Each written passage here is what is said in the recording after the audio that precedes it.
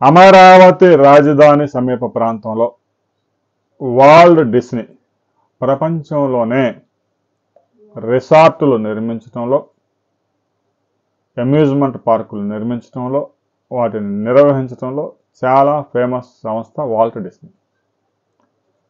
ఈ సంస్థ ముఖ్యంగా అమెరికాలో వ్యాపారాన్ని ప్రారంభించిన ఆ తర్వాత నిదానంగా 52 దేశాలకు విస్తరించింది. మన దేశంలో కూడా కొన్ని నగరాల్లో ఈ పార్క్ అందుబాటులోకి వచ్చింది.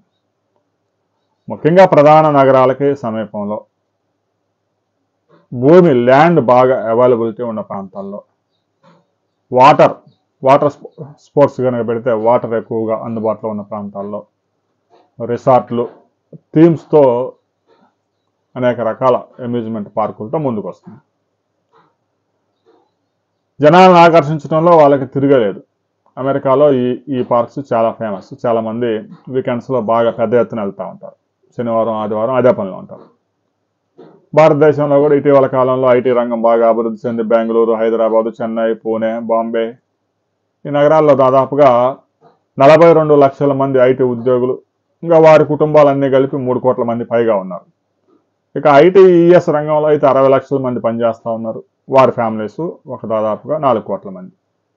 కేవలం ఒక ఐటీ రంగంలోనే 7 నుంచి 8 కోట్ల మంది ఆ బెనిఫిట్స్ పొందుతూ ఉన్నారు. సహజంగా వారికి వీకెండ్ శనివారం, ఆదివారం సెలవులు కాబట్టి కొంచెం ఎంజాయ్ ఈ మధ్యకాలంలో పెరుగుతూ ఉంది.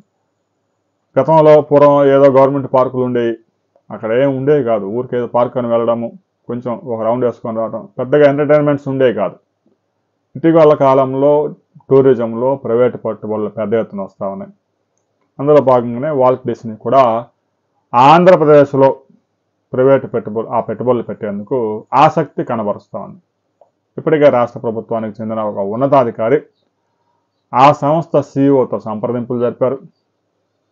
ఆ సంస్థ ప్రతినిధులు కూడా త్వరలో ఆంధ్రప్రదేశ్లో పర్యటించబోతా ఉన్నారు. అనంతపురం జిల్లాలో విస్తారంగా ల్యాండ్ అవైలబిలిటీ ఉంది. లేదు, అమరావతి రాజధాని సమీపంలో భవానీ ఐలాండ్ లీజుకిచ్చే విషయంలో కూడా ప్రభుత్వం ఆలోచన చేస్తూ ఉంది. లేదు, వాళ్ళకి బిజినెస్ ఎక్కడ ఎక్కువగా ఉంటుందో చూసుకొని ఆ ప్రదేశంలో మాకు ల్యాండ్ కావాలంటే ప్రభుత్వం ఆలోచన చేయడానికి సిద్ధంగా ఉంది. ఒకవేళ భూమి ఇచ్చినా కూడా అది కేవలం లీజే కాబట్టి ఆ భూమి ప్రభుత్వానికే ఉంటుంది. ఆ సంస్థ ఆ పార్క్ నిర్మించుకొని కొన్ని సంవత్సరాలు దాన్ని నిర్వహించుకొని ఆ తర్వాత ఆ లీజ్ సమయం ముగిసిన తర్వాత అప్పటి టర్మ్స్ ప్రకారం మరలా లీజు పొడిగించుకోవటమా, లేదంటే ప్రభుత్వానికి అప్పగించి వెళ్ళిపోవడం జరుగుతుంది. రాబోయే కొద్ది రోజుల్లోనే దీని మీద క్లారిటీ వస్తుంది. ప్రస్తుతానికైతే సంప్రదింపుల దశలో ఉంది.